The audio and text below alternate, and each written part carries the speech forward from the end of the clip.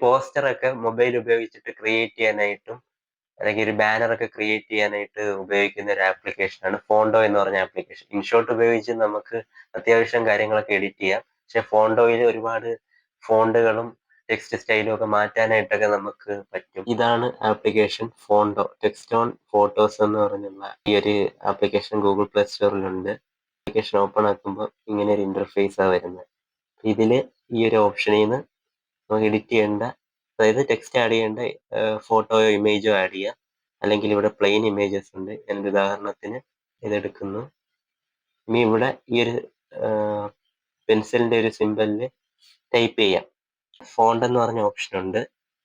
അതായത് ഇതിൽ ഇഷ്ടംപോലെ ഫോണ്ടുകളുണ്ട്.